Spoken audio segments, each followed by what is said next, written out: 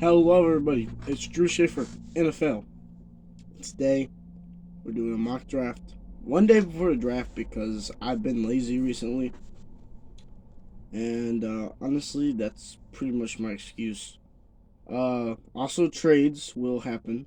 So, obviously, that's something. But let's just get into this right away. Number one, the Bears. They traded Justin Fields for a reason. I think they do this either way. They're drafting Caleb Williams, the number one overall pick.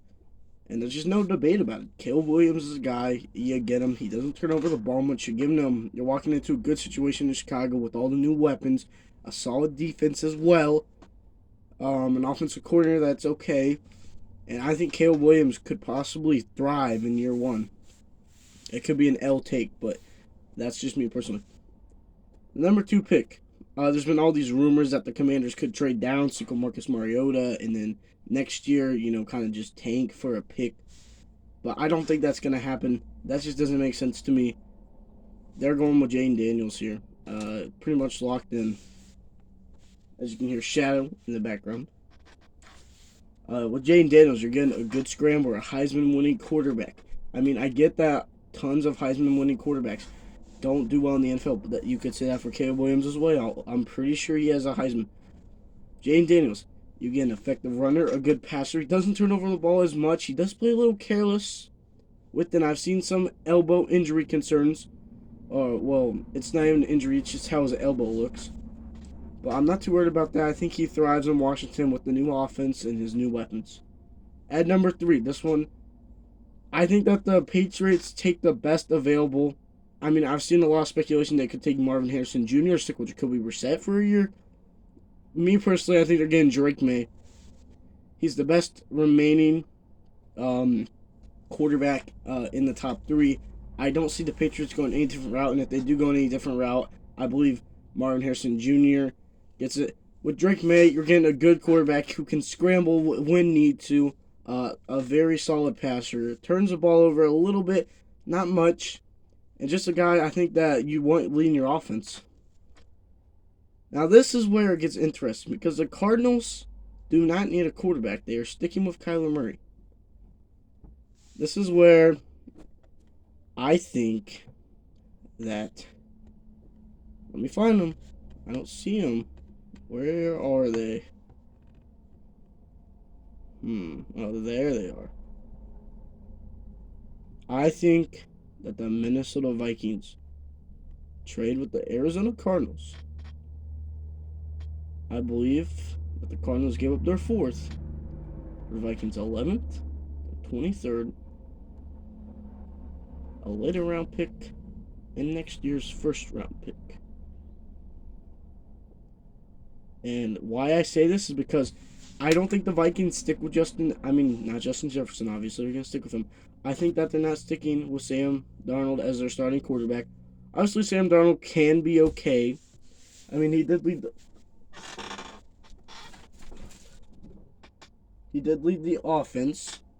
He did lead the Panthers offense a couple years ago, but, I mean, I'm just not seeing it, and I don't think they stick with him.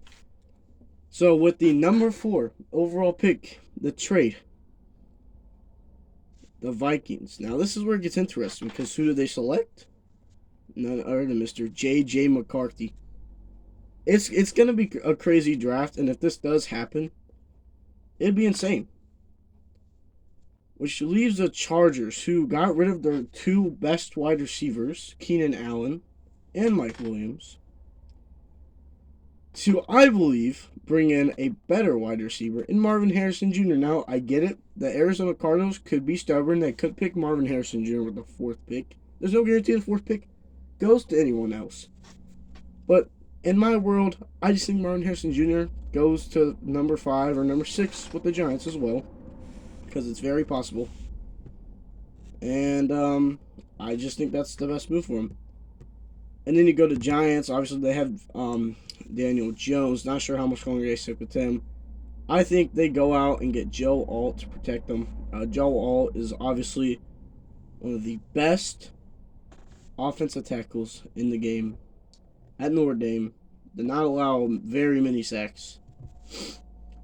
And all around, just a good guy. With that being said, I think the next pick is also an offensive tackle. Uh, Fashunu, I think his name is. I'm not sure. But listen, hear me out. I just think the Titans go and get the next available guy. And I think they get a, solid offensive line. Now the Falcons need an edge. And Dallas Turner from Alabama is the best one available. So I believe they get him. Now the Chicago Bears, they also need an edge. They also need a center.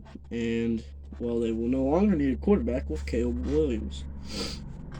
Defensive tackle as well. I think they go out and get Latu from UCLA. He's a solid guy. He can sack the quarterback. He's one of those guys you just want leading the outside of your defensive line. And you got the Jets, who need a wide receiver, offensive tackle, safety, tight end, and quarterback. And this is where I think Malik Neighbors goes. I think Malik Neighbors is a very, very solid wide receiver from LSU. And compared to Marvin Harrison Jr., he's really the only guy that's really close to Marvin Harrison Jr.'s talent. So I just believe that Marvin Harrison Jr. and Malik Neighbors go top 10. And you got the Arizona Cardinals, who also need a receiver. And I believe they go with the Rome Odunze. Get Kyler Murray more weapons. Just impact that offense more. And then you got the Broncos, who need a quarterback at number 12. And I do believe that somebody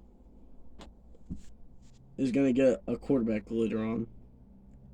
And honestly, if I'm the Broncos, the next best available is Bo Nix, which they could go that route. And I do think they go that route. I believe that Bo Nix goes to the Broncos, and this is a sleeper pick. Bo Nix obviously has first-round talent. Let's not get that wrong. He's a solid quarterback. He played at Oregon. It was just sometimes when he was playing really good defenses, he would struggle, okay? And, I mean, a lot of quarterbacks would too. I understand. Even Patrick Mahomes struggled against some solid defenses.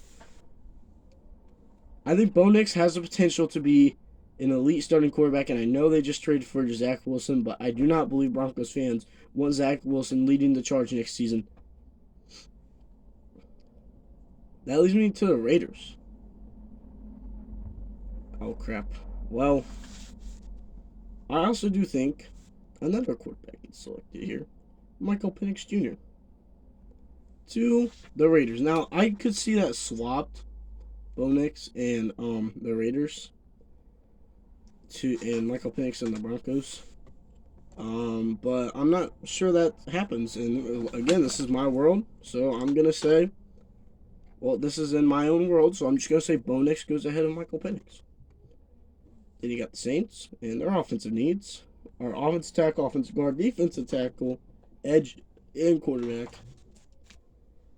And well, I believe they buff up the offensive line with Fuga from Oregon State. I don't know the guy personally. Seems like a nice guy, though. The Colts.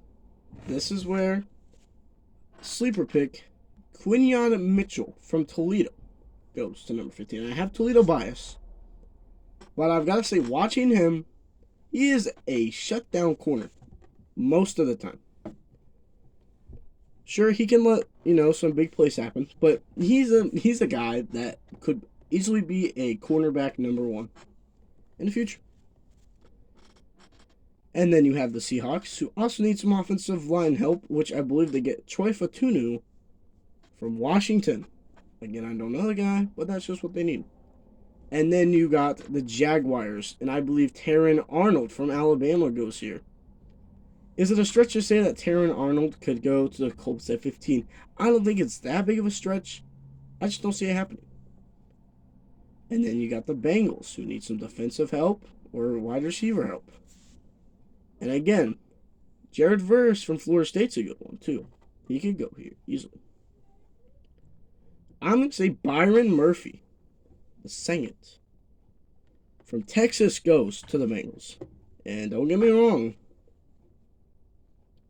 Johnny Newton, Chop Robinson, Jared Verse could go here. I just don't see it happening. This is where Jared Verse goes to the Los Angeles Rams. The Rams, Aaron Donald just retired, so they need to fill some holes on the defense, and it makes sense why they would do this. And I just think Jared Verse is a good pick here for them. They could also go Chop Robinson from Penn State, and I could see that happening, or Johnny Newton from Illinois. Very good picks. And then you got the Steelers, and I believe a Georgia boy goes here, Amarius Mims. He's a very good offensive tackle. And I see back-to-back tackles here. J.C. Latham. And you're probably wondering, Drew, where's Brock Bowers going to end up? Well, we'll see. Just watch. The Eagles, they do not need Brock Bowers. They need corner. I believe Nate Wiggins is the pick here. Now, can Nate Wiggins be a bust? He could be. There's talks about it. But sometimes you don't have to listen to the haters. Sometimes you just want to listen to yourself. And then you got the Cardinals, again, who could use some offensive line help. And this is actually going to be their second pick, so they got Rome Odunze there. And who's to say that they don't go Brock Bowers here?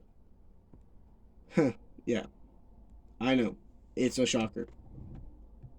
But, I mean, Brock Bowers is a sure weapon, and I believe Kyler Murray could use all the weapons that he can get.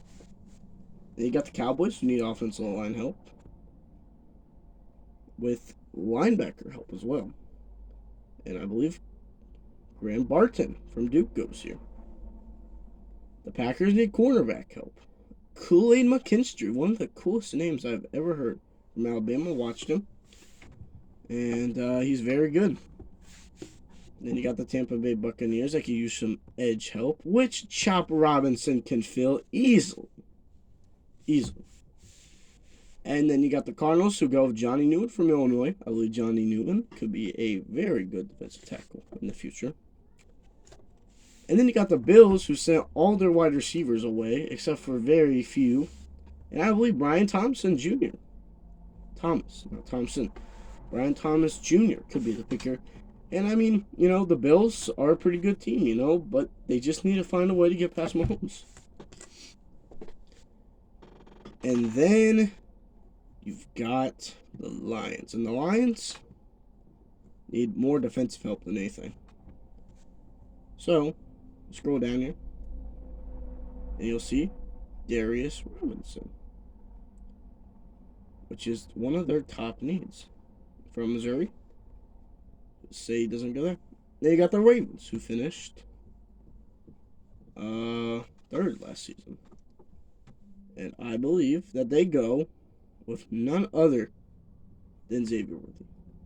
Don't get me wrong, the Ravens probably don't need him, but to replace Odell with one of the... Did he not break... He broke the record at the draft, at the combine, for the fastest 40 ever. It was like a 4.21 or 4.22. So, yeah. And then you got the Niners, who, I mean, regardless of who you bring in, they're going to be good. So I believe they go get Tyler Guyton from Oklahoma. And then you have the Chiefs, and they could use a receiver. I believe Keon Coleman can fill that need. And this is my mock draft. Here's the full results. Hopefully, you guys agree with me. I mean, there's a couple, like I said, that I could easily see going different ways. I could see Michael Penix going to the Broncos, Bo Nix going to the Raiders. I could easily see the Bears trading the number 9 to the Broncos, for instance, or maybe the number 4 go to the Broncos or something. But what I'm just going to say is these are my picks for the 2024 NFL Draft. I will see you guys in the next video, which will be comparing my last year's draft picks to what actually happened. And see you guys in the next video. I love y'all. Goodbye.